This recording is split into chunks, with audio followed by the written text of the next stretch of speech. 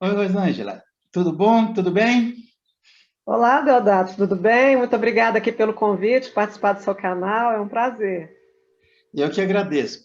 Para começar, eu quero falar que eu já gostei desse sotaque aí. Você pode até não ser mineira, eu não Hum. sei, mas que tem um jeitinho de mineiro, que tem um pé nas minhas Minas Gerais, parece que tem.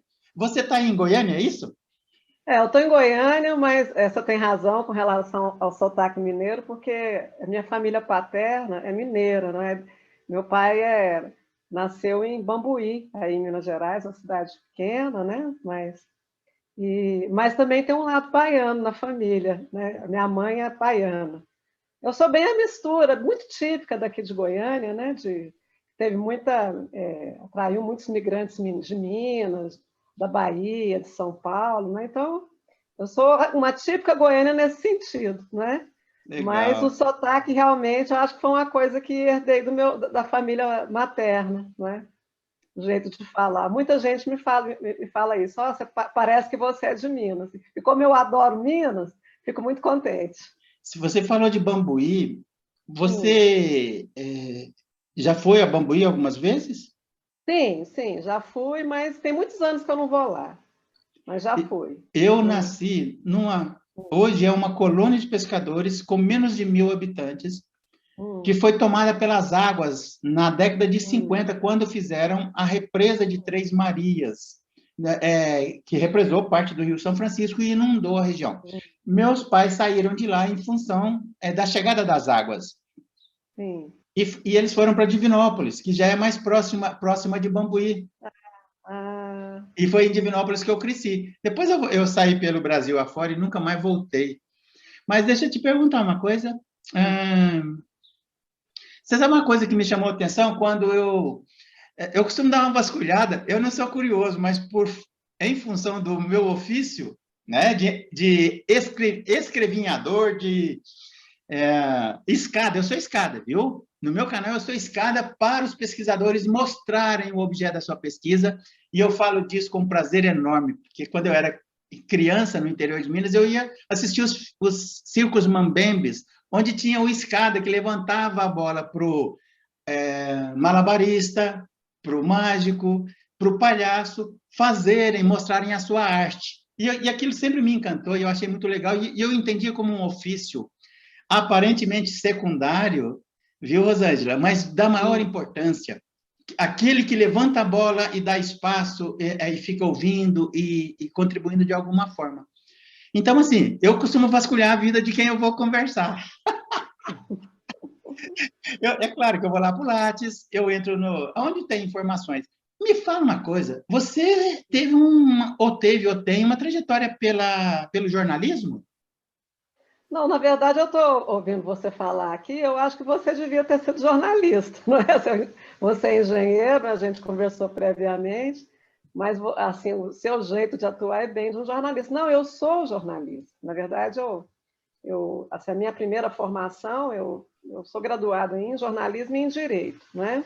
Eu trabalhei como jornalista aqui em Goiânia, aqui no grupo Jaime Câmara, que é o maior aqui da cidade, né? Eu trabalhei em vários órgãos, comecei no Jornal do Tocantins, antes do Jornal do Tocantins se mudar para o Tocantins, né? Foi na época da divisão aqui do Estado. Quem é mais assim, muito jovem não vai se lembrar disso, mas o Tocantins foi criado com a Constituição de 88, né? Então, quando eu entrei na faculdade em 86, e antes de me formar, eu comecei a trabalhar aqui no Jornal do Tocantins. Então, que ele funcionava aqui, depois que foi transferido para lá, né? Depois eu trabalhei no Popular, que é um jornal aqui, que é o maior de Goiânia, né? E cumpri várias. Fui repórter, fui editora, e depois fui editora de cultura por 14 anos, né? E também trabalhei em outros lugares também, trabalhei com a assessoria de imprensa, trabalhei como revisora de texto, faço isso até hoje. E eu tenho um site, não é? Eu ainda continuo no jornalismo, de certa forma. Eu me aposentei, né? Mas eu tenho um site que é um site de chama Hermira Cultura, que é um site jornalístico também, né? A gente publica entrevistas, artigos, né? Ensaios. Então, assim, ainda continuo como jornalista. E agora estou dando aulas também, né? Porque eu fiz meu mestrado e doutorado em filosofia. E hoje eu sou professora do curso de Direito aqui da Faculdade Católica de Anápolis, que é uma cidade próxima aqui de Goiânia, que é a minha cidade natal, né? Eu moro em Goiânia, mas eu nasci em Anápolis, que é uma cidade próxima daqui. Não sei se você conhece, Deodato, você falou que esteve aqui em Goiânia, né? Mas eu estou dando Não aulas é em lá no Goiânia curso que de... tem as Asas do Socorro? Em Asa do Goiânia, não, em Socorro? Anápolis.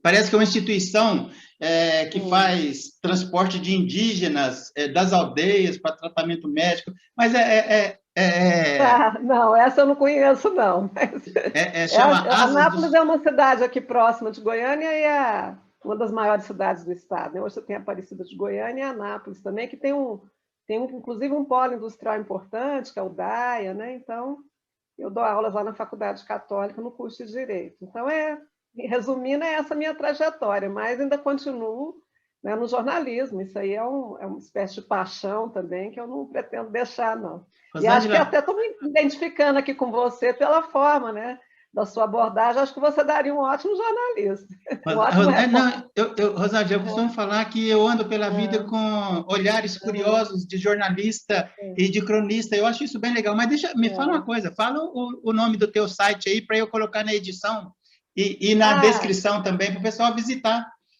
tá bom. Se chama Ermira Cultura, né?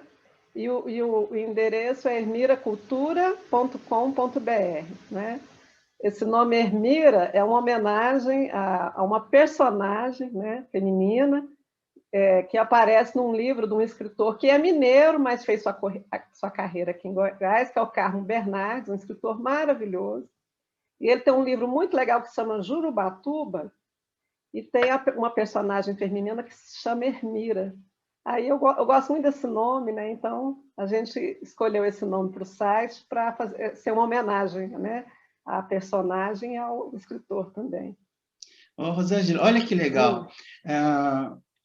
Quando a gente fala assim, né, que a gente anda pela vida com olhares de jornalista e de cronista, eu costumo falar o seguinte, Rosângela, que a vida de todos nós dá um filme cheio de emoções, de paixões, de dramas, todos nós.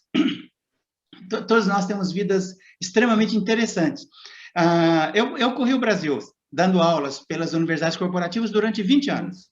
Quase todas as capitais, muitas cidades do interior, e o que mais me movia não era necessariamente o estar em sala de aula, que era uma coisa que me encantava. Já passou, foi uma fase da minha vida. Hoje eu estou encantado com essa troca de conhecimentos que eu tenho tido a oportunidade com o meu canal. Mas era justamente observar e ver as pessoas, o jeito de viver, os vários sotaques. Eu gostava de andar pelos mercados municipais, porque eu sempre acreditei que a alma do povo de um lugar transita. Para você conhecer a alma do povo de um lugar, você tem que ir no mercado municipal. Estive aí no mercado de Goiânia. Estive aí. Rosângela, mas que legal, que prazer. Eu vou confessar para você que eu não estou surpreso. Quando eu vasculhei a sua vida até certo ponto, porque eu sou um cavalheiro, até certo ponto eu falei, nossa, que vida legal, que vida interessante. Você chegou a trabalhar com jornalismo policial? Olha, eu cobri férias, vamos dizer assim, porque teve uma época que eu estava no jornal e a gente tinha uma editoria de polícia, não é? E o editor entrou, ele pegou férias, né, um período de férias de 30 dias. E aí eu fiquei ajudando que a gente chama no jornal, o jargão que a gente usa, a fechar, né? Que lá na função de edição, não de repórter, mas a fazer o fechamento, né? Então eu trabalhei durante uns 30 dias aí, foi interessante, né? Assim, não é muito a minha praia, não. Eu sempre gostei mais da área de cultura, né? Mas já trabalhei em tudo, política, internacional, não é? Nessa área de cidades, mais cultura, né? Informática, né? Eu trabalhei muito tempo, fui até editora de informática, isso eu gostava de fazer, né? A gente tinha um caderno, inclusive recebemos prêmios, era um caderno muito legal que a gente fazia, era uma área que eu gostava muito de trabalhar. Agora, a polícia mesmo foi bem rápido, mas Passei também por isso. Não Ok, como repórter, mas mais como editora, né? Como legal. ajudando a editar. Legal. Olha, daqui a Hum, pouco eu vou fechar essa hum, abertura, vou chamar a vinheta. Só queria hum, comentar com você que eu estive em Palmas, viu? Eu fui fazer o Jalapão, fui hum, a Palmas, fui navegar no lago que tem lá, artificial, né, de Palmas. Fui conhecer, era um dos poucos estados que eu não conhecia. Peguei minha mochila e fui correr. Eu encontrei uma jornalista da Rede Globo de televisão, lá no Jalapão, lá numa das últimas cidades, que estava escrevendo um livro. Não me pergunte o nome dela, que eu esqueci. Ela vai ficar brava comigo se ela assistir, porque já tem 2 anos escrevendo um livro sobre o rompimento das barragens, da barragem de Brumadinho e hum, tal. Assim, hum, assim, são coisas bem interessantes, encontrar uma jornalista lá sozinha também, lá no uhum. Jalapão, e ficamos tomando café e conversando. Ela conhecia o Túlio Mourão, que era foi o tecladista dos Mutantes, tecladista do Milton Nascimento, e era da minha cidade. Virou uma prosa de mineiro, assim, falando lá no interior lá no Jalapão. Mas legal. Rosângela, eu Hum. te confesso que eu gostaria de estender essa prosa aqui entre uma goiana e um mineiro. Se a gente tivesse sentado num boteco tomando um café, ou um chopinho, ou um suco, o que você gosta de tomar, eu ficaria ali a tarde inteira Hum. proseando. Mas a gente precisa conversar sobre o teu doutorado. Ah, ok. Eu vou te perguntar qual foi o objeto da tua pesquisa, vou pedir para você não entrar em detalhes, só falar o título, porque aí eu vou chamar a vinheta e Uhum. depois a gente vai entrar nas questões mais Tá. acadêmicas, tá bom? Então, qual Uhum. foi o objeto da tua pesquisa no doutorado? Bom, o título da minha pesquisa se chama O Dia de Glória Chegou, Revolução, Opinião e Liberdade em Tocqueville e Arendt. Legal. Eu vou chamar a vinheta, já já a gente volta, tá bom? Ok.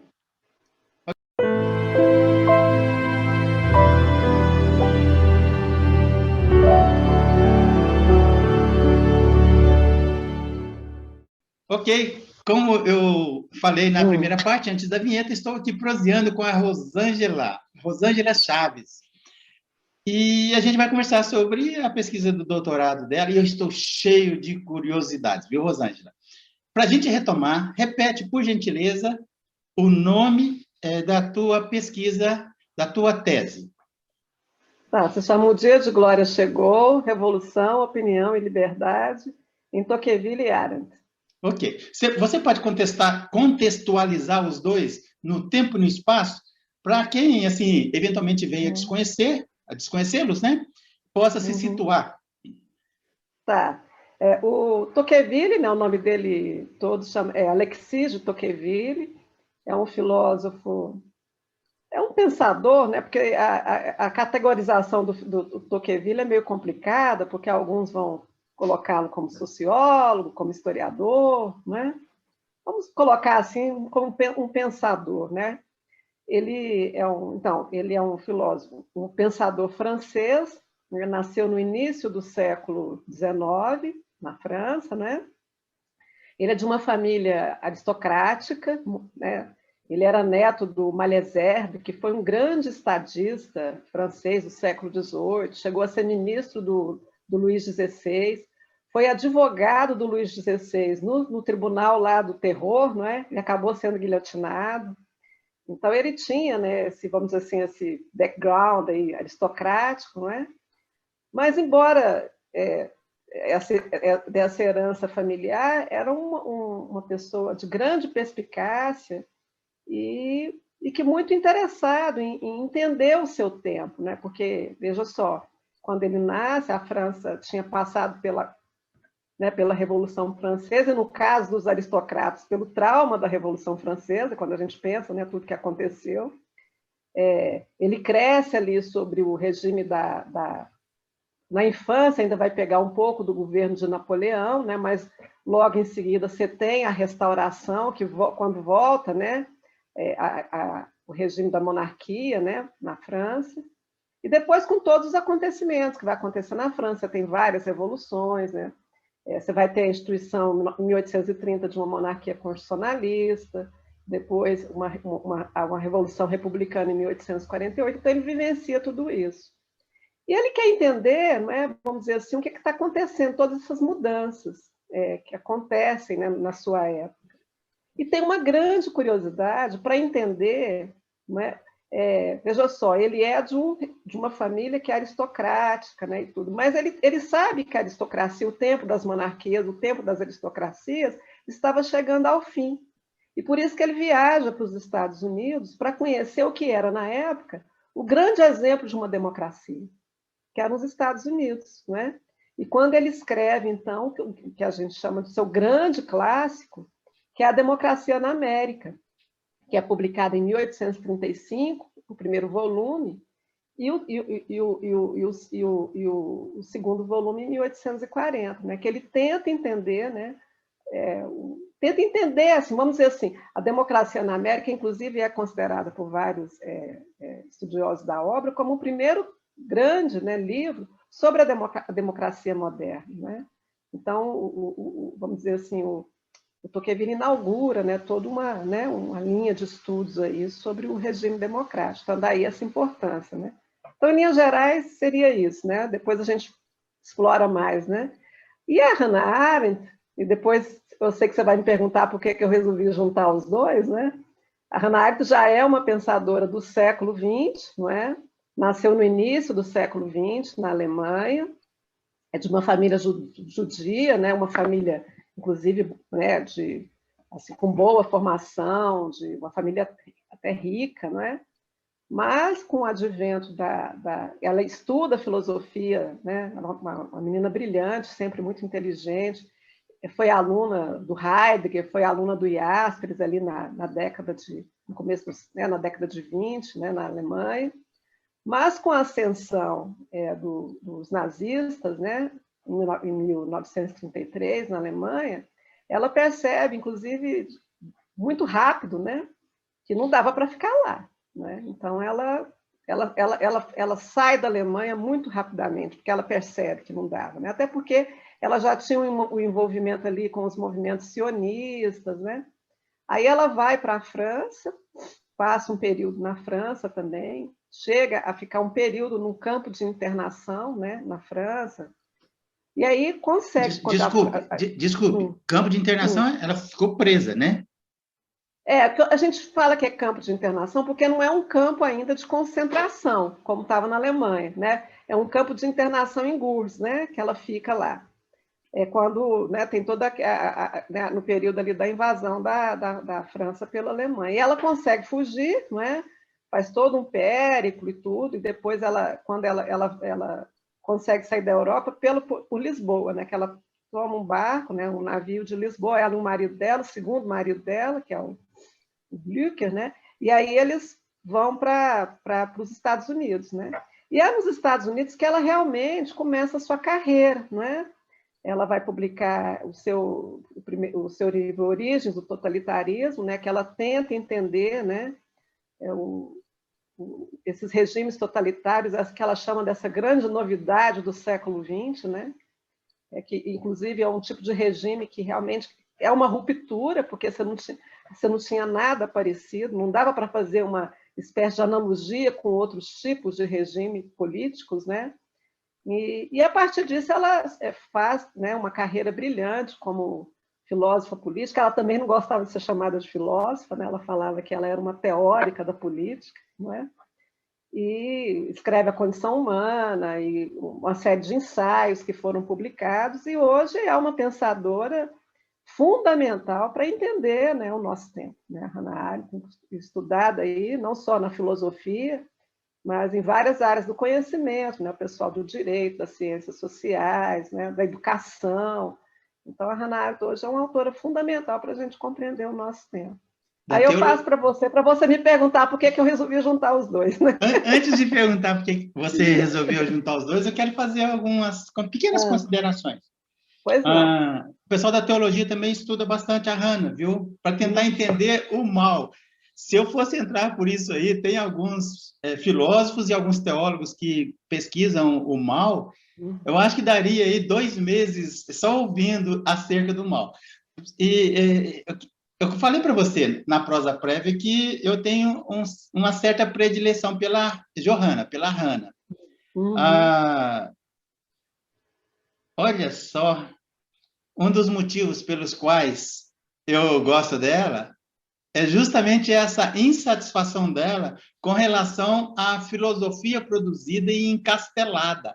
Ela entrou em crise existencial porque ela falava que se fosse para continuar fazendo filosofia de maneira encastelada e que não fosse voltada para a sociedade, para ela não tinha razão de ser. Ela entrou em crise existencial. Eu me alinho com isso e esta é uma das razões de existir o canal Linha de Divisa. Ponto. Assim, para os bons entendedores, basta. Eu estou batendo nas portas da Torre de Marfim o tempo todo, humildemente batendo e com o olhar da Hannah. Eu sabia que você ia gostar disso. Fecha parênteses, fecha parênteses. Tá bom, e aí? Por que você juntou os dois? Ah, não, eu tenho uma pergunta mais capciosa antes. Você falou do segundo marido dela e falou dos dois orientadores dela. Teve alguma coisa além dela com algum desses orientadores? Vamos fazer um pouquinho de fofoca. Vamos fazer um pouquinho de fofoca. Assim, não, a Hannah Arendt sempre foi uma pessoa muito discreta a respeito da sua vida pessoal, não é? Muito discreta, até porque ela fazia uma separação muito rígida entre a vida privada e a vida pública, não é? E quando ela morreu, uma das orientandas dela, que é a Elizabeth Young Brewer, né, escreveu uma biografia sobre ela, né, que inclusive eu acho que até hoje, né, eu acabei de receber uma agora, ganhei de presente, que eu não li ainda, mas eu também não tenho impressão que não tem nunca o fôlego dessa da Young Brewer, até por conta que é um livro, né, substancial, quase 500 páginas. E ela escreveu essa biografia e ela descobriu que a Hannah Arendt teve um relacionamento amoroso com o Heidegger, né? Quando ela foi aluna dele na Alemanha. Depois ela não chegou a ser... Ela estudou com ele, fez alguns cursos, tudo, mas quem foi o orientador dela, de fato, foi o Jaspers, né?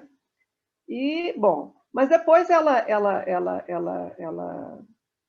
foi embora da Alemanha, eles né, romperam todo o contato e tudo, e depois, quando terminou a guerra, ela voltou a se corresponder com ele, voltou a visitá-lo, porque, apesar, ela tinha críticas a ele, né? Se a gente for pegar assim, eu não sou uma estudiosa do Heidegger, né? Quero deixar isso bem claro, né? Mas, assim, ela reconhecia, não é, toda a importância do Heidegger, né, na filosofia. Muitos intérpretes, né, do Heidegger e dela apontam, né, certas influências da obra do Heidegger na obra dela. Só que o que ela criticava o Heidegger é que o Heidegger nunca deu a atenção que ela achava né, que era, vamos dizer assim, que é o fulcro da obra dela para a política, não é? O Heidegger sempre pensou o homem no singular, né? E ela sempre pensou na pluralidade, né? Então tinha esse confronto, né, entre a obra dela e a obra do Heidegger, né? Teve essa história entre eles, né? Assim, eu acho que não sei o que ela sempre teve a decepção pelo fato dele ter colaborado com o regime, né, do Hitler, a gente sabe disso. Ele foi reitor da universidade, ele foi conivente com perseguições a professores e alunos judeus. A gente sabe tudo. A história do Heidegger não é muito bonita, né, sobre esse aspecto, né? Embora toda a importância que ele tem na história da filosofia. E a Hannah Arendt estava completamente consciente disso, mas ela tinha grande admiração por ele, pela obra dele, e ela reatou, né, os laços com ele depois, não é? E tinha esse diálogo aí filosófico e tudo. É uma história interessante, eu acho, bonita, mas às vezes eu acho que se dá uma grande... pelo gosto mesmo né, do apimentado da história, né, vamos dizer assim, se dá uma grande, às vezes, importância para o Heidegger, né, na vida da Hannah Arendt e tudo, mas eu acho que o grande interlocutor dela foi o segundo marido dela, que é o Blicher. Apesar dele não ter escrito nada, mas ele foi um grande interlocutor e um grande companheiro dela, sabe? Ok, eu acho então que vamos lá para a pergunta que você estava esperando que eu fizesse. Por que você juntou os dois? Tá. Por que eu juntei, então, o Tocqueville e a Arendt? Né? Veja só, quando eu terminei a minha pesquisa de mestrado, você estava até falando a questão do mal e tudo, e foi justamente o que eu trabalhei, né?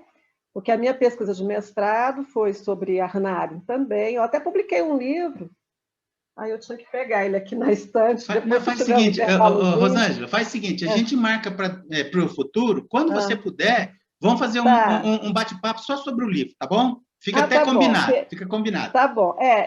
Porque eu trabalhei esse tema no meu livro, da questão do mal radical, do mal banal, né? O meu gatinho acabou de pular aqui, sobre a questão do pensamento, né? Foram temas que eu trabalhei na minha dissertação de mestrado, né?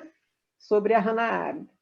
Quando eu terminei, um último livro que eu tinha lido dela, né? Mas eu acabei usando pouca coisa assim na minha dissertação, foi o livro sobre a Revolução, né? Que ela aborda a questão das revoluções modernas, né? A Revolução Americana e a Revolução Francesa. E ela faz considerações que eu achei muito, assim, que na época me impactaram muito, sobre a questão da opinião e da opinião pública, não é? E como eu sou da área do jornalismo, né? Algo assim que me inquietava, aquilo ficou na minha cabeça, né?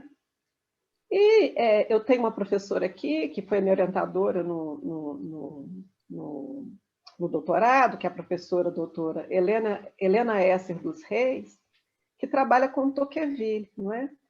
E eu vi, assim, algumas palestras da professora Helena, a gente tem, inclusive, já tínhamos uma relação de amizade, alguns textos dela, e me interessei a estudar mais a obra do Tocqueville.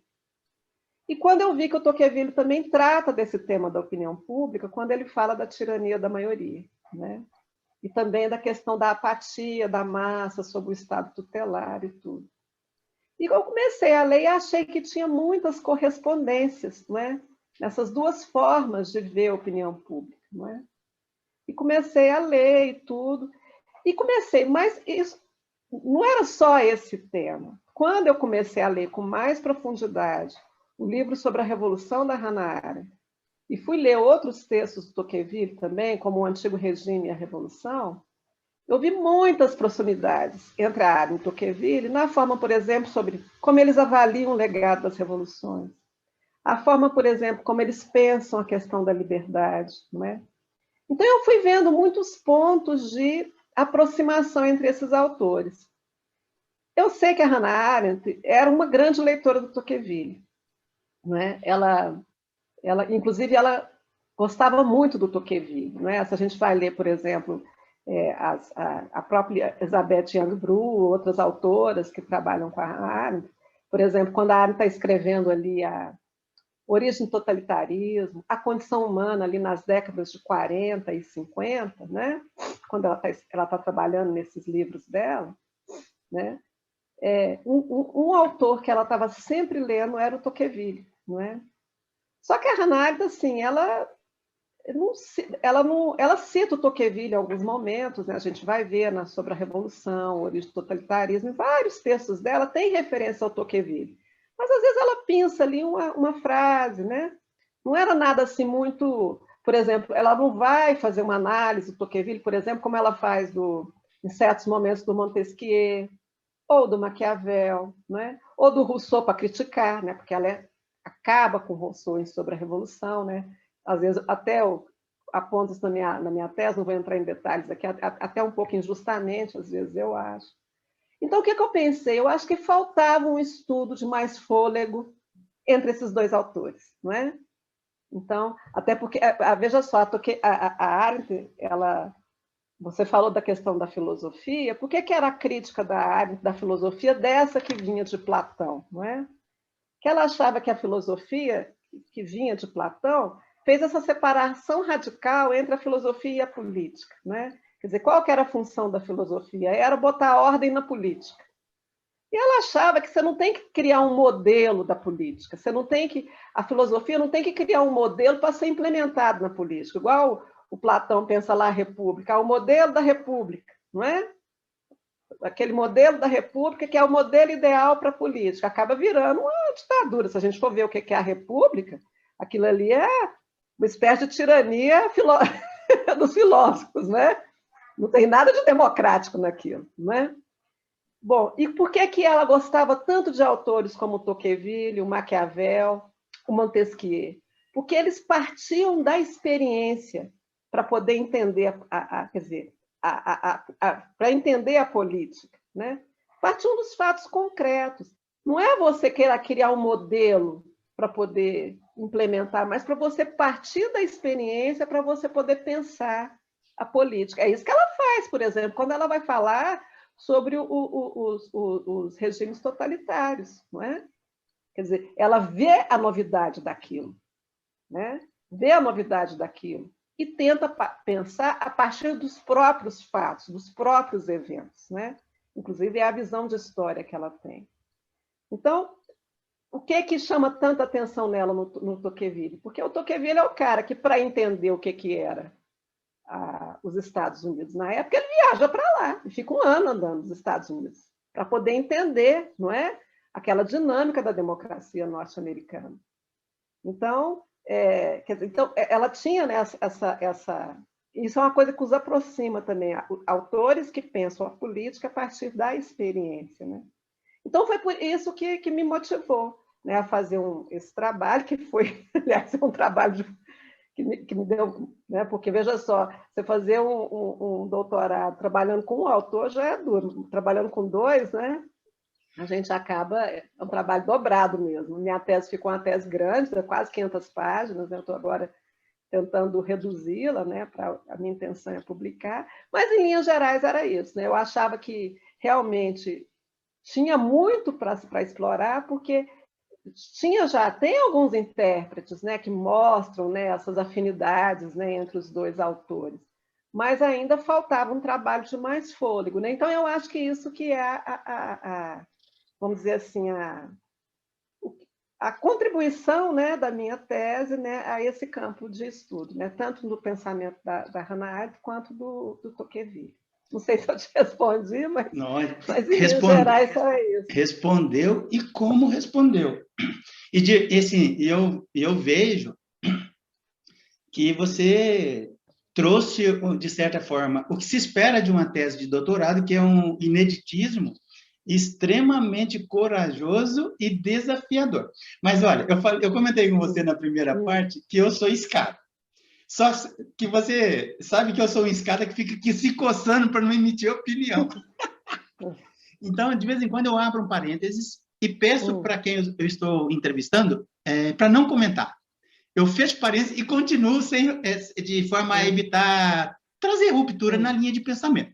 Mas eu vou abrir um parênteses aqui com relação ao que você falou do Platão e a República. Com o olhar da independência, que eu também já comentei com você, que eu me resguardo, como um sujeito curioso com tudo que eu ouço, com tudo que eu tenho lido. Você falou da ditadura, ausência de democracia na República do Platão.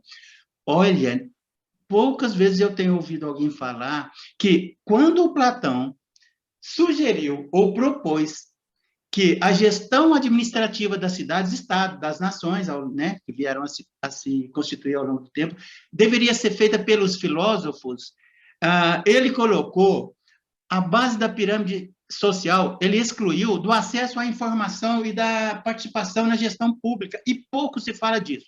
E isso aí se estendeu ao longo dos próximos séculos, onde quem estudava era só o topo da gestão, ou nos reinados, ou nas primeiras repúblicas, de forma a deter o poder sobre as massas. Fecha parênteses, conversa para boteca em outro momento desse velho e independente sujeito que se propõe a bater papo com a academia. Fecha parênteses, não precisa, aliás, antes de fechar, não precisa nem falar o quanto eu achei interessante o teu comentário. Fecha parênteses, vou para a próxima pergunta. Vamos falar agora, assim, olha, essa aproximação entre os dois aí, ela é extremamente interessante.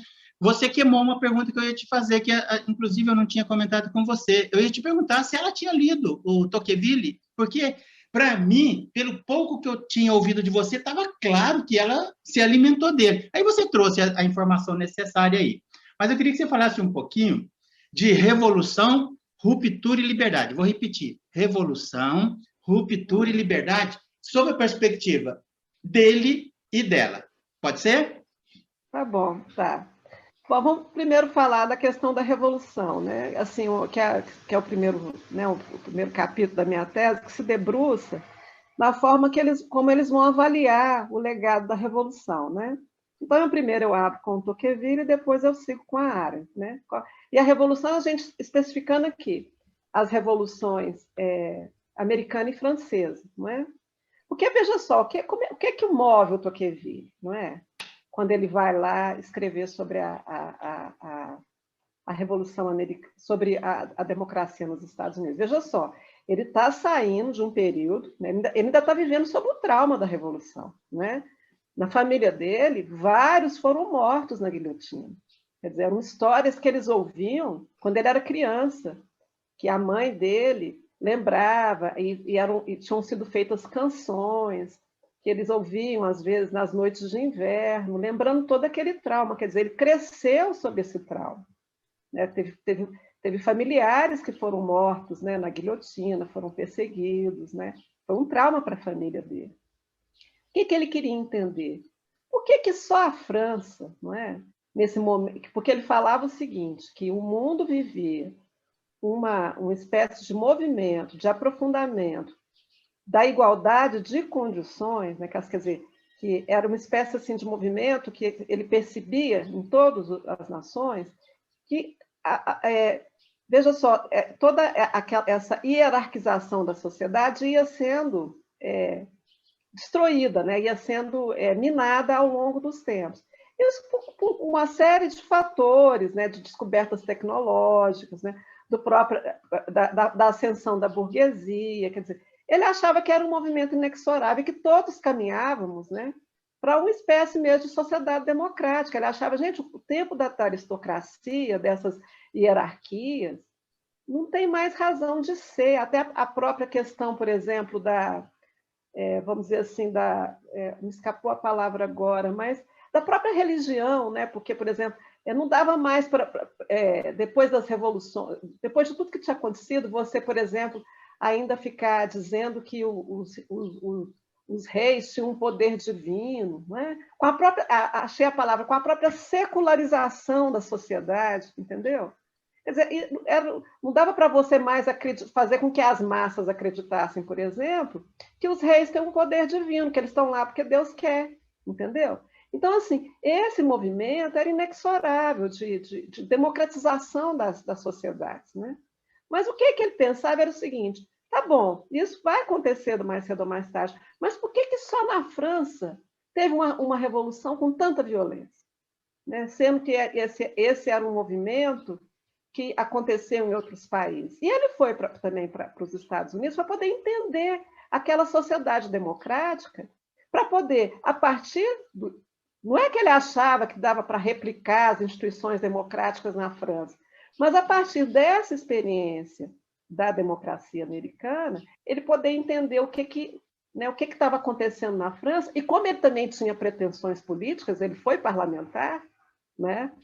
Ele foi um político, para ele também, ele mesmo propor, né, mudanças, né, políticas na França. Ele tinha, quer dizer, ele era um cara que misturava a teoria e a ação, né? Quer dizer, a teoria também, vamos dizer assim, alimentava a ação política do Tocqueville, que ele foi parlamentar ele chegou a ser ministro do Luiz Napoleão, né, antes dele dar o golpe lá e virar imperador lá em 1851. Né? Então, ele tem uma carreira política.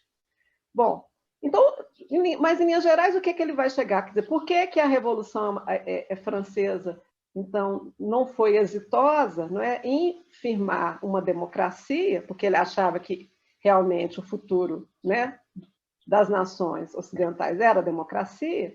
E por que nos Estados Unidos se teve um êxito, então? É porque a França, né, até por conta da premência que se tinha de resolver as questões sociais, da miséria, da desigualdade e tudo, não conseguiu estabelecer instituições fortes, né? Não conseguiu instituições democráticas fortes. E esse diagnóstico é o mesmo que a Hannah Arendt faz, o que é interessante. Né? É o mesmo diagnóstico que ela faz da Revolução Francesa. Por que a Revolução Francesa fracassou e a Revolução Americana teve êxito, e esse êxito eu vou colocar em parênteses, porque ela também é crítica dos Estados Unidos, Por quê? Porque justamente... Aí, é claro, eu não vou entrar no detalhe aqui, tem todo um diagnóstico porque isso aconteceu, não é porque os americanos são melhores que os franceses, não é nada disso. Você tem condições históricas, né, que explicam isso, não é? Mas o diagnóstico ela vai também chegar é o mesmo, né? Porque nos Estados Unidos se conseguiu criar instituições democráticas, né? Você conseguiu fundar um corpo político assentado em instituições democráticas. Qual que é a base, vamos dizer assim, dos Estados Unidos, que segura aquele corpo político, no qual aquele corpo político se assenta, não é? É a Constituição. A Constituição nos Estados Unidos ela tem um sentido sagrado, quando a gente pensa da religião, no sentido de religar. A Constituição dos Estados Unidos seria uma espécie assim de momento de fundação dos Estados Unidos como eles são, da nação americana, porque antes era colônia, não é? A Constituição americana é esse documento fundador, né? E isso dá uma certa... Isso confere, e é verdade, pensa, não é? Quando a gente pensa como que a Constituição, com tudo que aconteceu nos Estados Unidos, né, ainda é assim, um ponto de referência, não é? Quer dizer, ele conseguiu construir essa base, esse instrumento fundador, não é? Então, assim, eu estou resumindo aqui, fazendo uma simplificação tremenda, né?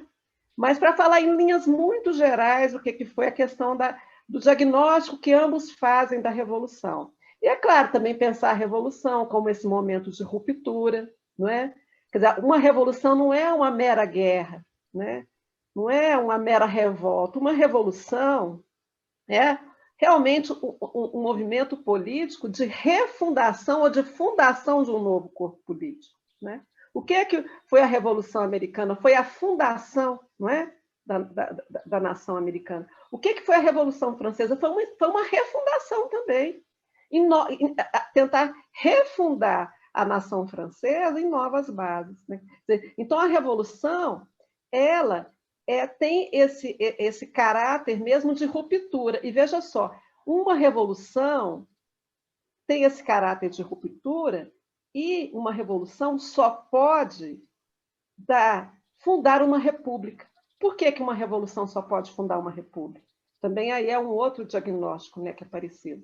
Porque só numa república se pode exercer a liberdade política, que é a participação do corpo político nas decisões políticas. Não quer dizer, também é você ligar a ideia da revolução à ideia da liberdade. E a ideia da liberdade, no Tocqueville e na Arendt, e aí que é o grande erro, às vezes, de colocar o Tocqueville numa tradição dos liberais, de achar que liberdade é só liberdade privada, não.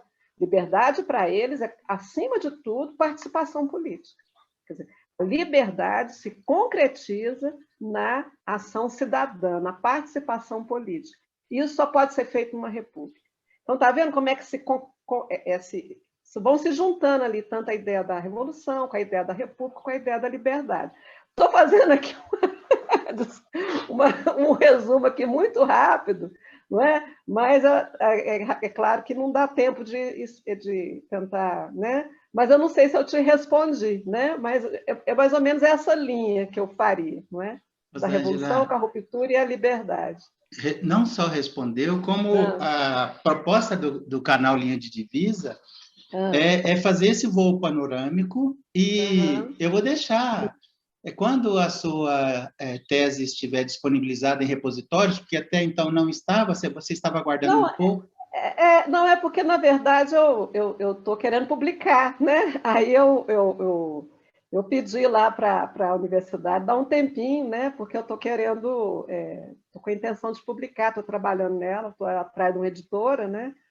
Vamos ver se eu consigo publicar esse ano. Mas você já está negociando com editoras? Eu conheço algumas aí, depois eu posso passar o contato para você. Eu tenho amigos para todo lado. Mas, Rosângela... porque ela foi recomendada para publicação e tudo, então é a minha intenção. Né? Legal. Mas, então, depois que eu postar no YouTube, na própria entrevista eu não consigo mais editar, mas na descrição do vídeo eu consigo. Quando você publicar, eu coloco o link para quem quiser. Ok.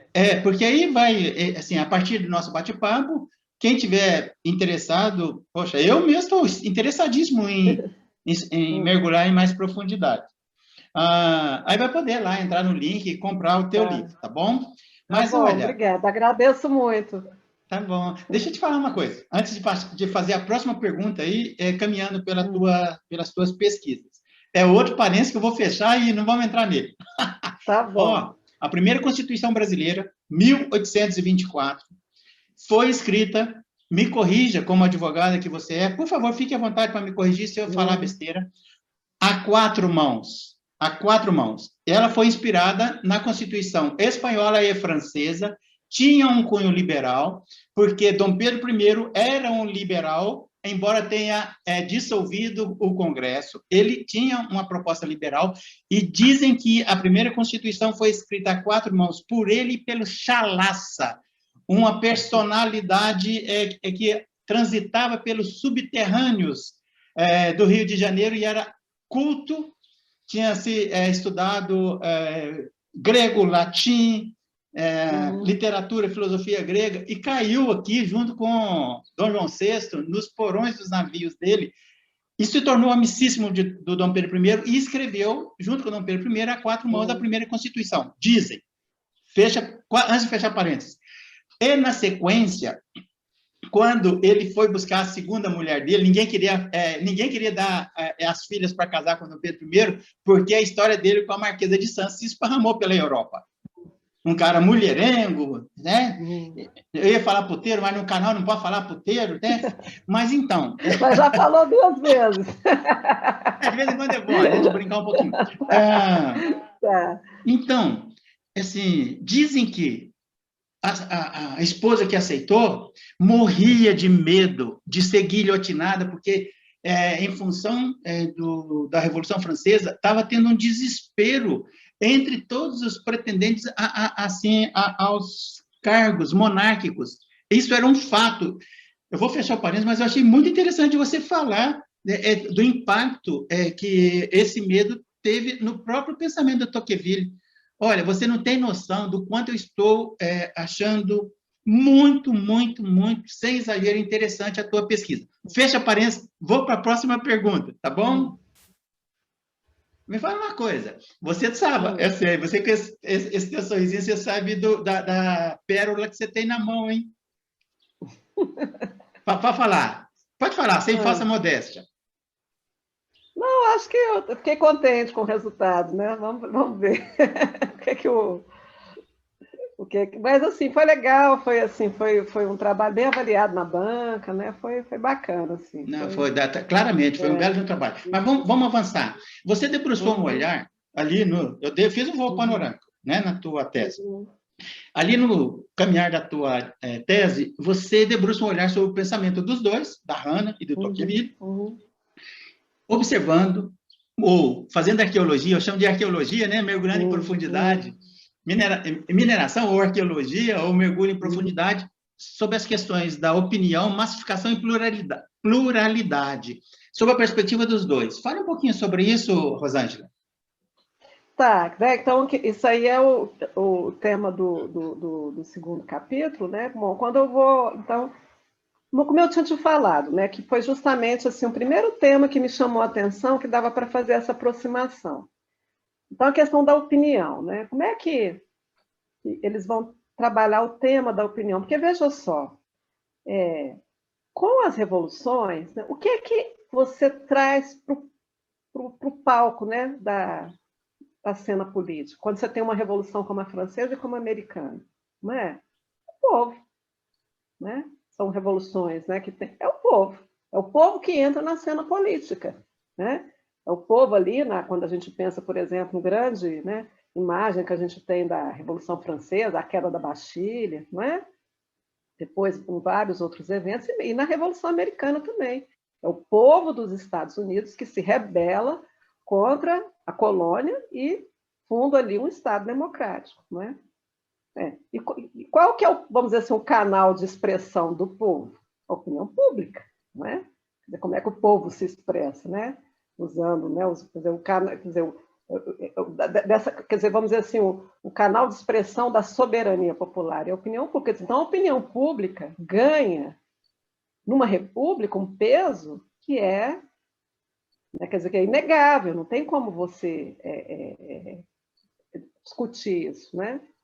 Só que o que fazem o Tocqueville e a Arendt? Eles chamam a atenção, quer dizer, não é que você vá negar, né, a importância da opinião pública, quer dizer, isso é indiscutível, mas eles chamam a atenção para o perigo da opinião pública se tornar também uma força opressora. Porque, veja só, embora a opinião pública, né, quando a gente pensa ali, né, que é a expressão da soberania popular, seja fundamental para uma república, para uma democracia, nem sempre a opinião pública ela mesma é democrática ou ela é pluralista, ela pode ser opressora. Não é? Então, o Tocqueville vai chamar atenção nisso em dois momentos na obra dele, na Democracia da América. No primeiro momento, quando ele fala da tirania da maioria. E a tirania da maioria, ele vai falar, não é, vai fazer também ali uma subdivisão, que é a tirania da maioria, que ele via, por exemplo, se formar nos legislativos, né, dos estados, que a gente sabe que a configuração política nos Estados Unidos é um pouco diferente, os estados têm muito mais autonomia, né, é realmente uma federação. E como que, às vezes, né, por exemplo, por conta mesmo do voto popular e tudo, muitas leis não eram votadas, os políticos que eram eleitos, né, pela população, às vezes tinham medo de tomar certas medidas por conta da reação dos seus eleitores, não é? Ele achava assim que tinha um controle desmesurado dos eleitores sobre os seus representantes, como se eles não fossem representantes, mas eles fossem meros delegados, né? Foi quer dizer, isso que ele viu também, a gente tem que levar em conta que ele está falando dos Estados Unidos da década de 1830. É claro que a coisa mudou muito de lá para cá, né? A gente também tem que fazer esse recorte, né? Quer dizer, aquela democracia tão pujante, tão participativa, que ele exalta tanto, né, quando ele viaja para lá. Quer dizer, depois é claro que tudo mudou muito, né? Não estou falando dos Estados Unidos atual, estou falando desse período, né? Bom, esse é um lado dessa tirania da maioria. E um outro, que era para ele era muito mais perniciosa, era a própria tirania exercida pela opinião pública, não é? Que ele falava o seguinte, olha, que os Estados Unidos, e ele chega a dizer isso na obra dele, é o país que, apesar de ser democrático, que ele achava que você tinha menos liberdade de pensamento. Por quê? Porque você tinha uma espécie assim, de hegemonia, não é? Cultural, até por conta da religião, dos costumes. Então, quem que ousasse discordar daquela opinião majoritária, às vezes, né, sofria quase que uma morte civil ali, não podia nem, quer dizer, virava uma espécie de pária, não é? Então, era uma coisa que deixou ele muito assustado, né? E ele dá alguns exemplos no livro, por exemplo, de um diálogo que ele teve com um médico, né, que contou para ele de um rapaz que morava numa cidade lá nos Estados Unidos e foi falar que era ateu, né? E numa sociedade muito, quer dizer, que uma sociedade que está lá a garantia de liberdade religiosa, mas alguém que fala que é ateu, ele teve que mudar de cidade, né?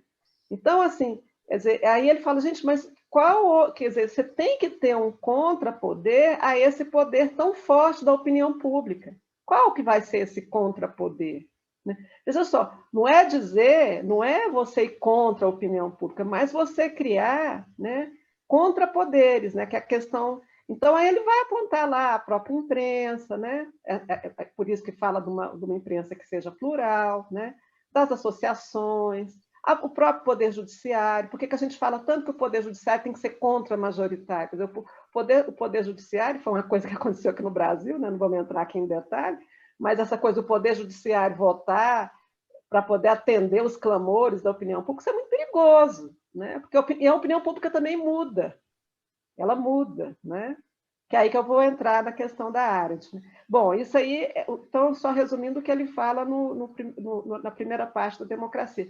E na segunda parte, que é a Democracia da América, que ele publica em 1840, quando ele vai falar do despotismo democrático, do Estado tutelar, do perigo que se tem numa democracia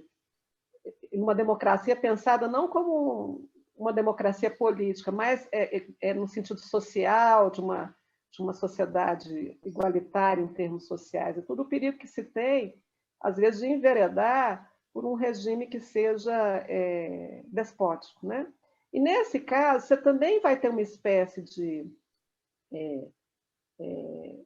opressão, vamos dizer assim, da opinião pública, mas no sentido inverso, né? No sentido que esse Estado tutelar acaba impondo, né? Não é isso que eu queria explicar. É que, veja só, num Estado tutelar, o que você tem? Você tem uma massa de indivíduos preocupados apenas com seus interesses privados, né? E que estão alijados ali do espaço público, não estão preocupados com as questões públicas e tudo, só preocupadas com a sua vida privada, mas, na verdade, eles acabam compondo um tipo de mentalidade muito conformista, né? Por quê? Porque você não é um cidadão que é crítico, você não participa do espaço público, você está ocupado apenas na sua vida privada. Esse tipo de mentalidade também não deixa de ser opressor, porque quem se volta contra ela também acaba sendo, de certa forma, excluído, não é?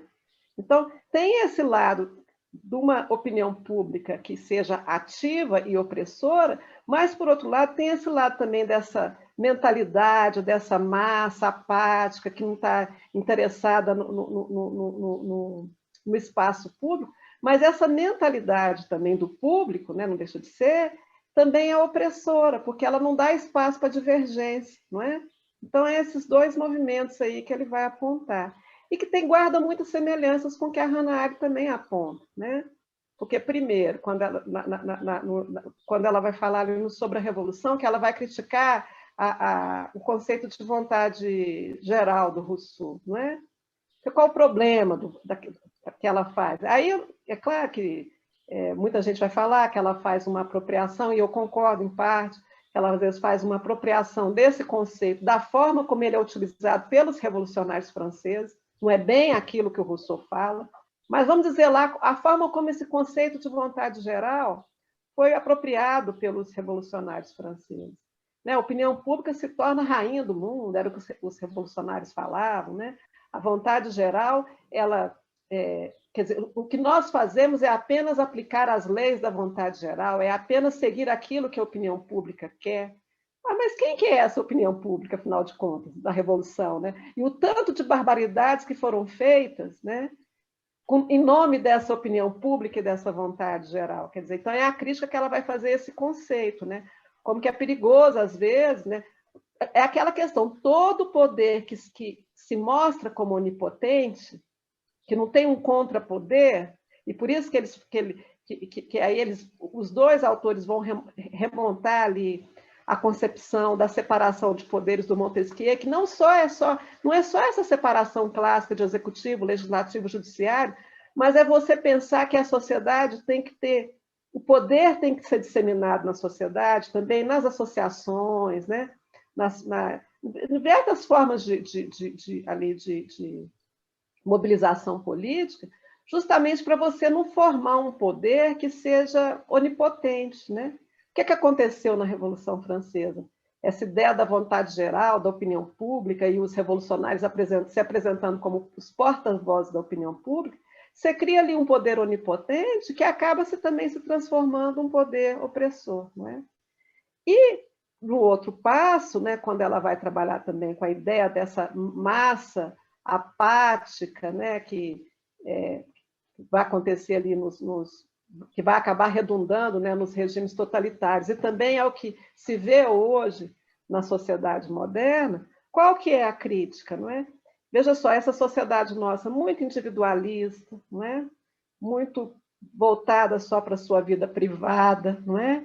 Mais preocupada, achando que a função do Estado é só garantir a segurança, que não se preocupa com a questão pública.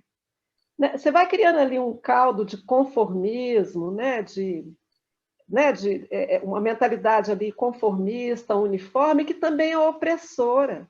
Você tem um viés opressor ali, não é? E a Hannah Arendt, né, ela chega a questionar a própria expressão opinião pública, né? Aí é uma discussão mais complicada, porque ela retoma ali o sentido da opinião como doxa, né? Para os gregos, o que é a doxa? A doxa é a forma como você vê o mundo, não é? Os gregos, se a gente for pensar a ideia da opinião, né? A forma como você vê o mundo, e a opinião, então, para ela só pode ser privada, não tem como, né? Pensar numa opinião pública é sempre uma contradição em termos, né? Porque as opiniões só são particulares.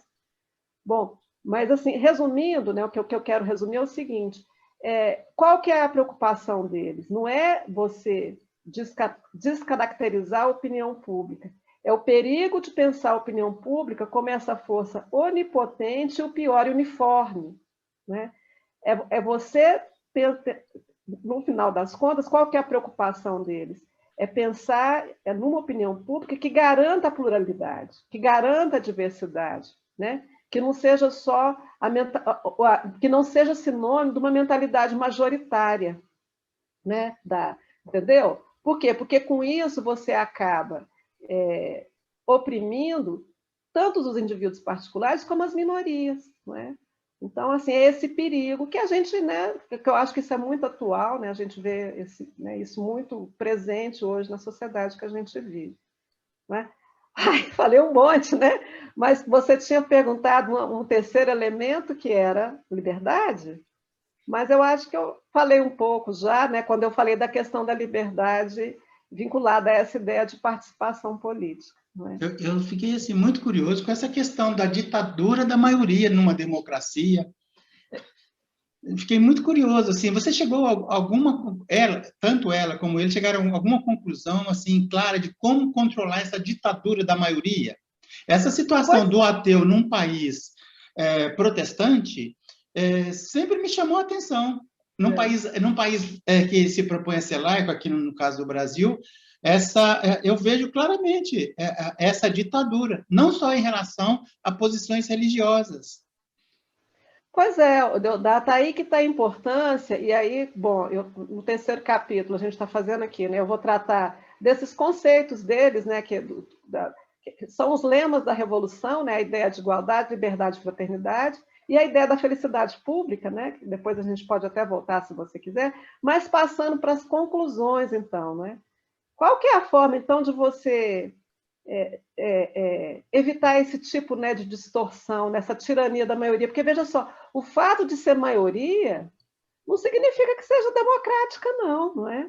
Por que às vezes tinha uma crítica, quando você vai ver no próprio Aristóteles, a Hannah Arendt retoma isso, que às vezes via a democracia como um regime problemático, né? Porque via como assim o poder do povo, né? Quer dizer, mas era como se fosse assim, né? Porque a crítica da Hannah Arendt é pensar o governo nessa lógica de governante e governado, um que manda e o outro que obedece, né? Quando a gente pensa numa tirania da maioria, você está pensando, quer dizer, que a lógica para ela não é essa, né? A lógica dela é a ação conjunta, né? É a discussão e tudo. É claro que para todo a regra da maioria tem que ser usada, essa lógica da maioria, numa questão de você decidir numa votação, né? Tipo assim, eu estou votando uma determinada questão, então a gente vota aqui, é claro que isso é o justo. Mas você transferir essa lógica para dizer o seguinte, não, a maioria manda e acabou, entendeu? Mas a maioria pode ser injusta, a questão é essa. A maioria pode errar. A maioria errou na Grécia. Se a gente for lembrar, Sócrates foi morto pela maioria.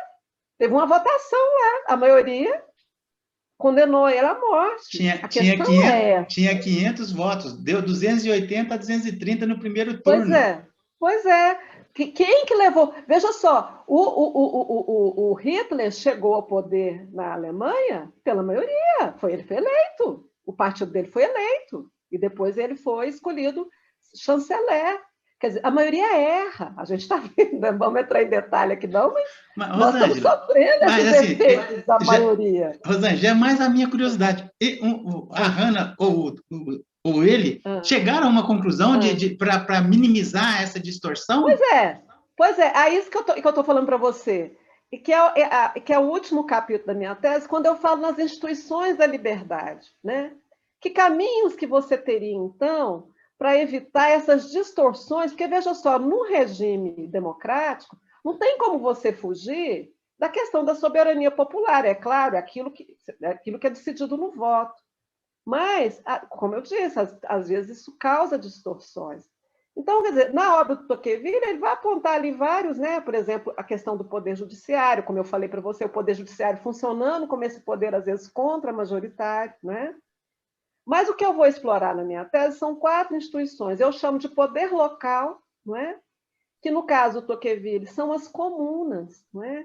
Que ele fala que são que você é a experiência de autogoverno nas localidades, não é? Que você como que pulveriza o poder, você dá mais poder para as pessoas, não é?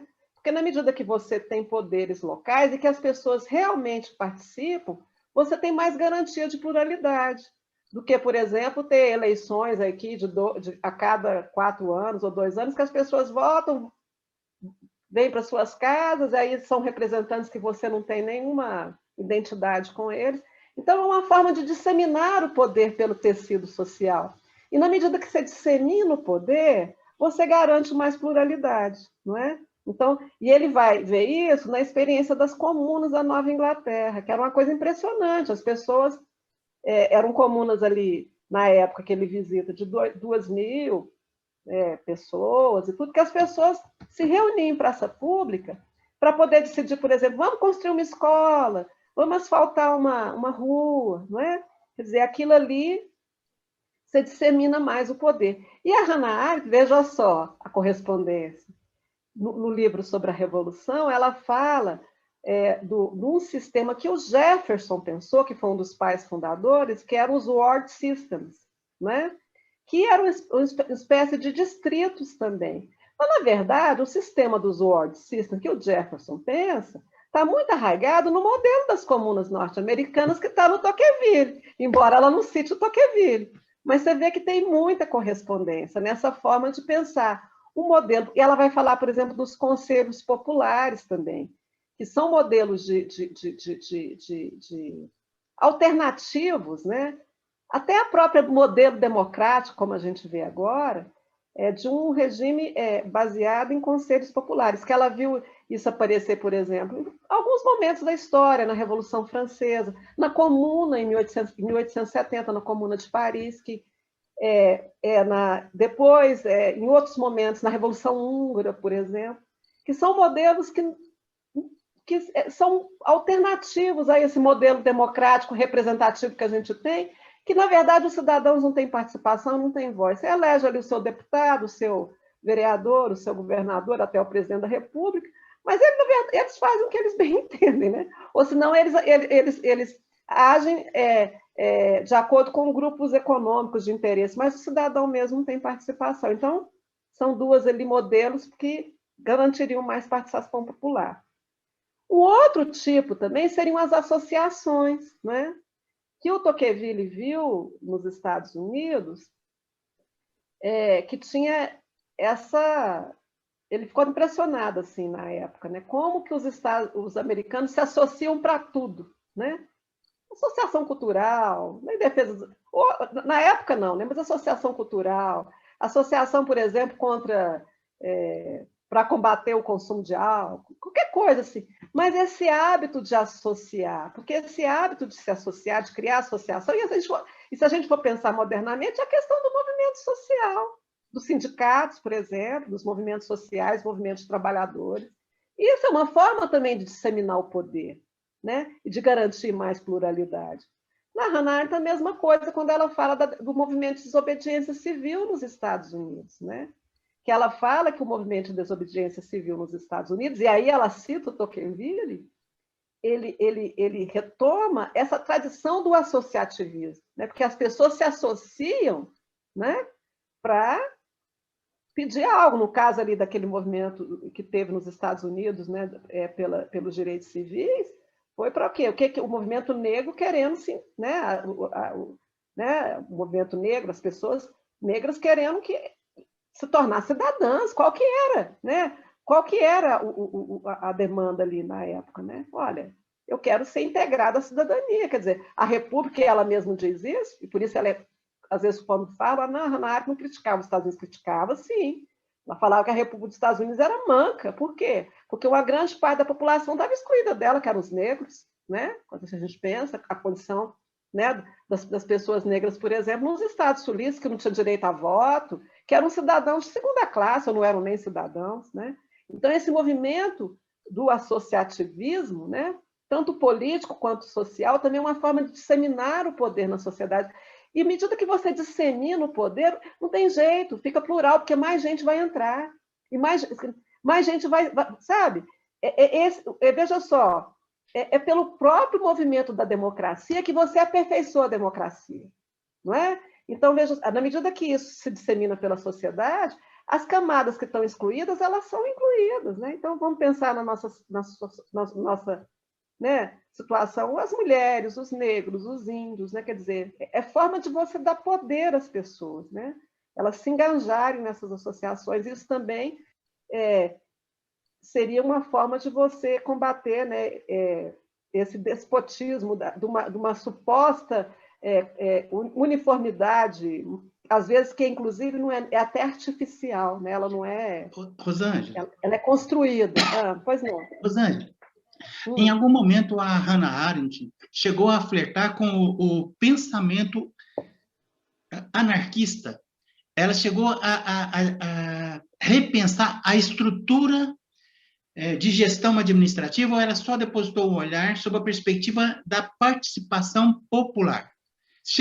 Você chegou a ver alguma coisa nesse sentido ou não? Olha, ela cita Proudhon lá, quando ela fala, por exemplo, da questão da propriedade, né? Até concorda com ele, né? Porque ela fala que uma propriedade, em certo sentido, é um roubo. Quer dizer, não é que a propriedade é um roubo, mas é que a questão, por exemplo, da acumulação capitalista, ela foi feita com base numa brutal desapropriação. Então, está certo em falar que a acumulação capitalista é um roubo, porque ela aconteceu com base na desapropriação né, por exemplo, das pessoas que trabalhavam no campo. Né, a Hannah depositou um olhar sobre essa questão. Mas, assim, nessa questão, por exemplo, como você está falando, veja só, não é que ela é contra o Estado, né? Porque, veja, é uma boa pergunta, Deodato. Veja só, não é que ela é contra o Estado ou o aparelho estatal e tudo, né? Mas o que é que a Hannah Arendt quer? E o Tocqueville também, né? Qual é a crítica do Tocqueville, por exemplo, ao Estado, né? Porque esse modelo de Estado, e aí não interessa, pode ser tanto o Estado capitalista que só garante a ordem, ou o Estado socialista, no modelo, por exemplo, que a gente conhece, vamos dizer assim, soviético, que assume tudo na sociedade, né? Então, toma conta de tudo. Esses dois modelos excluem o cidadão das suas decisões. O que é que eles querem? Eles querem integrar os cidadãos na ação política, entendeu? Eu não quero alguém decidindo por mim, eu quero ter voz. Então, por isso que eles estão pensando nesses mecanismos, não é? Entendeu? De você incluir as pessoas, o cidadão nas decisões. Não é ter um Estado paisão decidindo para mim, como é no Estado soviético, esse modelo que a gente conhece, ou num Estado capitalista, que só está garantindo ali só a segurança ou a repressão, né? Mas tá bom. Mas quem que decide? As grandes corporações. Quer dizer, você vai falar que na sociedade capitalista as pessoas têm participação em alguma coisa? Elas dizem, pode ser que nada. Não é?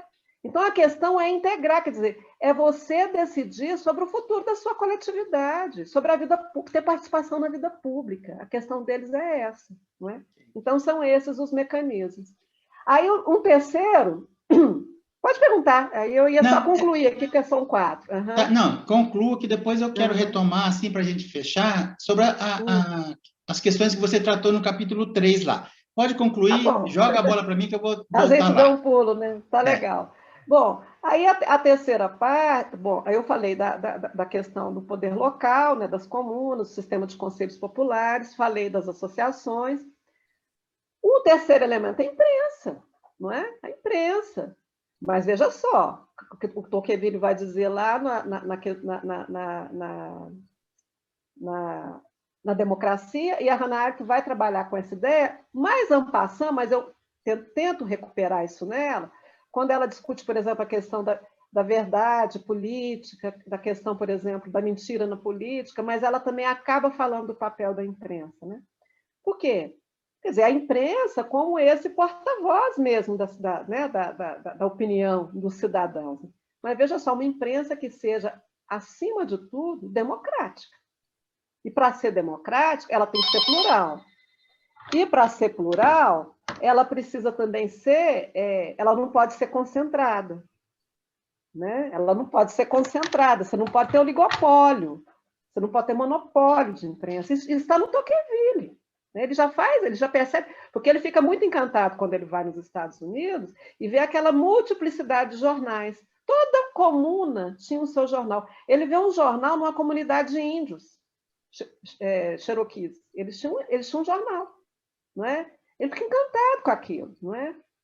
A Hannah Arendt, a questão para ela é garantir que, por exemplo, porque veja só, a questão da formação da opinião, que é importantíssima, toda a importância que a opinião ganha na obra dela. Mas ela fala que a opinião está condicionada a que você tenha uma informação que não seja distorcida. A formação da opinião está condicionada a que você tenha acesso à informação e que essa informação não seja manipulada. Né? Porque eu acho graça as pessoas falarem, às vezes, uma mentira e dizer a minha opinião. Não é sua opinião, é uma mentira. Não é a mesma coisa. Quer dizer, eu estou olhando para o céu agora, em frente aqui à minha janela, o céu está azul. Se eu digo que não, a minha opinião é o que o céu está nublado, eu não estou dizendo uma opinião, eu estou falando uma mentira. A opinião é baseada em fato. Entendeu? Eu posso ter opiniões diferentes sobre o mesmo fato. A gente pode divergir, mas a gente não pode... veja só, a gente não, essa verdade factual ela tem que ser mantida. É isso que ela vai trabalhar, essa ideia. Né? Então, por isso que a importância de ter uma imprensa realmente comprometida, não é? Com a verdade factual, não é? Uma imprensa que não distorça os fatos, né? Tudo isso, então, veja só, é uma instituição que é importantíssima, né? Para a gente garantir a pluralidade de pensamento, né? E também garantir a participação das pessoas em tudo. Então, a imprensa ganha, né, esse papel muito importante também na obra dos dois e que aproxima bastante. Então, os três, então, essas três instituições que eu chamo de instituições da liberdade, né? Que é o poder local, o poder o poder local, que são os conselhos populares, na Hannah Arendt, e as comunas, né, no Tocqueville, o poder da associação, né, que são as associações tanto políticas quanto civis, que os dois ali vão tratar, né, em diferentes textos, e o poder da imprensa, não é? Também como porta-voz da opinião pública, mas no sentido de uma imprensa que seja plural, uma imprensa que não seja monopolista, e uma imprensa comprometida, acima de tudo, com a verdade factual. Não é? Okay. Porque, como a própria Hannah Arendt fala, a formação da opinião está condicionada ao acesso à informação, e que essa informação não seja distorcida. Fora disso, é mentira. Né? Se a gente está no terreno da mentira. Okay. Né? É isso. Rosângela, vamos voltar então um pouquinho sobre... você depositou um olhar ali no capítulo 3 sobre a liberdade, igualdade e fraternidade na busca da felicidade e tratou das instituições ali. Na verdade, eu pulei no final e voltei aqui. Então, vamos retomar esse ponto aí, assim, para a gente poder concluir. Tá bom, tá legal. Bom, a questão da liberdade é que eu vou trabalhar esses conceitos, né, que para mim são até porque eu começo falando da revolução, falo da opinião, e depois eu vou trabalhar esses conceitos na obra dos dois autores, e também retomam, né, esses lemas que são os lemas das revoluções setecentistas. Né? Se a gente for pensar na França, né, liberté, égalité, fraternité, né? Que são os lemas da revolução. E também a felicidade, não é? Que a felicidade, essa ideia aparece. Então, eu vou trabalhar como essas ideias, né, são trabalhadas nos dois autores. Então, a ideia da igualdade, né, que é, como eu disse, o Tocqueville pensa a igualdade, né, como algo que, principalmente a igualdade de condições, quer dizer, não tem uma dissociação da igualdade com a liberdade, não é assim? Elas são complementares, né? não faz sentido pensar, às vezes, como uma certa tendência liberal, achando que dá para separar as duas, não é? Quer dizer, para se ter liberdade, é preciso também você ter uma condição de igualdade, né? Aí o Tocqueville vai falar que toda a questão da igualdade de condições, né? Como que isso vai caminhando, né? Como ele via esse movimento, né? Cada vez mais crescer, com o final, por exemplo, como eu tinha falado no começo, a própria ordem aristocrática vai se desfazendo, não é? Que é um movimento que ele percebe ali que não tem como muito escapar, não é? Então, dessa questão e como que a própria ação política, a participação política, a liberdade, como ele pensa, quer dizer, ela está condicionada também a que as pessoas tenham o mínimo de igualdade social, não é? Assim, não é dizer que todo mundo vai ter a mesma propriedade, ou o igualitarismo, como é pensado, por exemplo, numa forma de comunismo radical, não é isso. Quer dizer, o tipo de sociedade que ele vê, ele prevê assim, a existência de diferenças ali patrimoniais e tudo, mas elas não podem ser de tal forma, uma desigualdade tão abissal, que elas comprometam, por exemplo, o acesso das pessoas à própria vida pública, né? Por exemplo, quando ele vai pensar sobre a questão dos operários das fábricas, né? Como é que uma pessoa que não tem nem como comer, né, não tem nenhuma casa para morar, ela vai poder, por exemplo, se transformar num cidadão consciente, né, que se interessa né, pelos assuntos públicos, sendo que ela não tem nem o mínimo, né? Então, toda essa questão assim, de como que isso está interligado, a mesma coisa na Hannah Arendt, né? Ela também pensa, num primeiro momento ela vai pensar a igualdade também muito, pensada também como a igualdade pensada como isonomia, né? A igualdade da participação na política, não é? Como ela era pensada ali entre os gregos, né? Quer dizer, para você, ali no espaço público, pensar a política não só naquela chave do governante e do governado, né? Mas pensar a política na chave da isonomia, no sentido de que todos somos iguais e somos atores e podemos nos envolver numa ação política conjunta. Ela também pensa a igualdade nessa chave, não é? Que também é bem interessante. A questão da fraternidade, né? Que como eu estava dizendo, a fraternidade aqui pensada também no sentido da questão social, o que fazer para combater as diferenças, né, sociais e tudo, que o Tocqueville vai pensar essas questões, como eu falei, por exemplo, quando ele pensa a questão dos operários da indústria, né? E as próprias assim, alternativas que ele vê para poder dar acesso às pessoas a melhores condições de vida, a fim de que elas possam ter uma participação política. É interessante que na própria atuação dele como político, como parlamentar, ele pensou em caminhos para isso, né? Assim,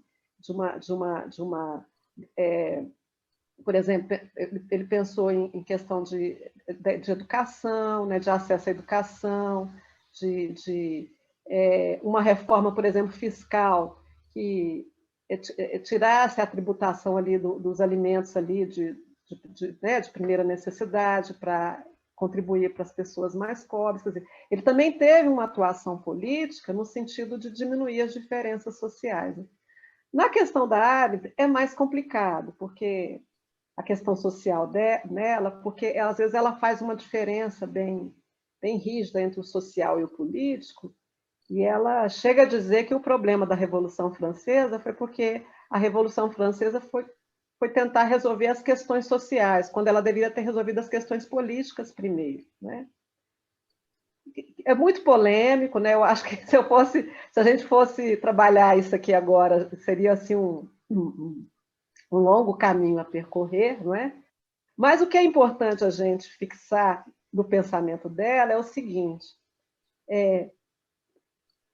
para você exigir das pessoas que elas tenham, né, uma atuação política, para que elas possam se interessar pela vida pública, é preciso assegurar alguma forma, né, também é preciso integrá-las, né, do ponto de vista social, não é? Assim,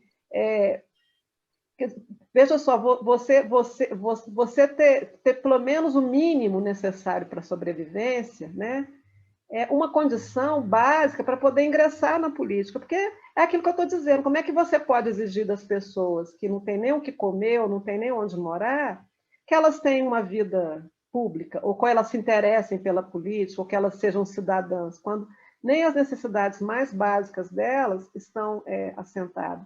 Então, por isso que tudo isso imbrica um no outro, né?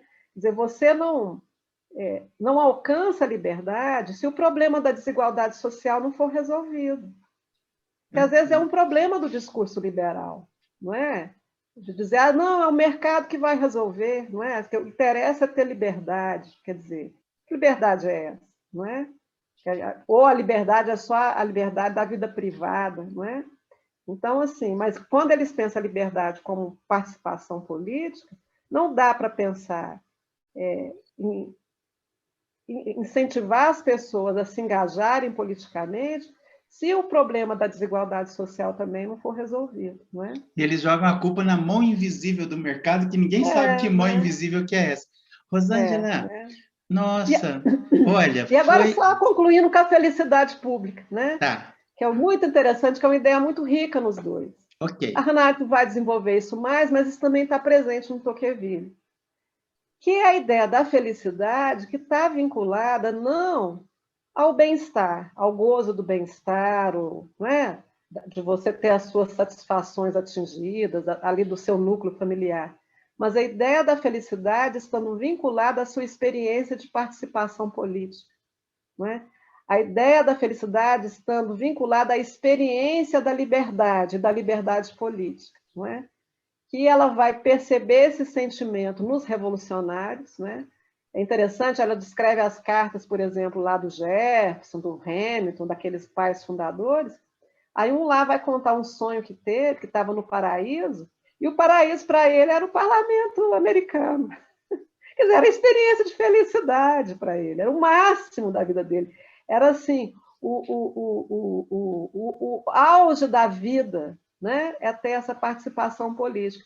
E o Tocqueville tem uma hora que ele fala assim, olha, a liberdade política pode render prazeres sublimes. Ele ficava impressionado que quando ele andou também lá pelos Estados Unidos nas comunas, que ele ficava vendo que a única diversão dos americanos, né? Ele é até um pouco irônico quando ele fala isso, era participar das assembleias para decidir ali as questões da comunidade. E ele falava que todo mundo ia, que era uma festa, não é? Uma festa. Então, como que é interessante essa ideia, porque a gente pensa na felicidade só em termos privados, né? Felicidade está ali no meu quartinho, ali nas minhas coisinhas, né? Ou na minha vidinha ali com a minha família, com os meus amigos mais próximos, quando eu tomo um vinho à noite, quando eu vou para um jantar, e pensar a felicidade, né, no sentido assim, né, do coletivo, né? E é uma experiência de felicidade que não é só privada, porque no momento quando a gente pensa a felicidade assim, é uma alegria que é compartilhada, né? É uma ideia muito bonita, né? Eu gosto de pensar assim também. Resumindo, né, muito resumido, é isso. Ok, Rosângela. Muito obrigado por separar esse tempo para a gente conversar. Não preciso nem falar o quanto eu fiquei interessado, você deve ter percebido aqui na minha linguagem corporal várias vezes aqui, embora não vá aparecer nas câmeras, porque estava o foco em você, eu fiquei muito atento. Então, quero te agradecer e deixar 2 convites, aí você pensa. Tá bom. Na tua agenda aí, a partir de setembro, você pode escolher um dia e horário para a gente conversar sobre o livro que você escreveu a partir do teu mestrado. E lá, você pode escolher e já pode depois me falar aí no WhatsApp, para eu fechar a minha agenda. E o outro, quando o seu livro, que você está buscando a publicação, considerando aí as tuas pesquisas que nós conversamos hoje, né, no teu doutorado, estiver pronto, estiver no prelo, me chama que eu faço questão de fazer o lançamento, batendo um papo sobre o livro. Ah, legal. Nossa. Muito Agradeço obrigado. mais. Eu que agradeço. Não, Ó, quero... agradeço muito pela sua generosidade, né? Pelo espaço aqui no seu canal, né? E quero também te cumprimentar por esse trabalho aí que você está fazendo, né? Que eu acho que é muito interessante, é muito importante, ainda mais no momento que tem tanta preconceito com relação à universidade, né? Tantas fake news que a gente vê. Assim, essa tentativa, né, como você está fazendo, muito legal, de tentar aproximar a universidade da comunidade, né, e ver que a gente, quer dizer, a universidade ela trabalha em prol da comunidade, não é o contrário, né, assim, então, mas às vezes ela fica muito encastelada numa torre de marfim, e isso também é um desafio, né, para a gente pensar, porque enquanto a gente está aqui conversando com você, a gente também está pensando, refletindo, né? Fazendo esse exercício de falar de um jeito que as pessoas possam compreender. Isso também é um desafio para quem pesquisa, né? Às vezes você fica muito... É até muito confortável ficar ali, né, no seu vocabulário ali muito técnico e tudo, né? Quer dizer, o desafio é você se fazer compreendido, né? As pessoas falam... né? Falar de uma forma simples, escrever de uma forma simples. O próprio Graciliano falava que era a coisa mais difícil que tinha.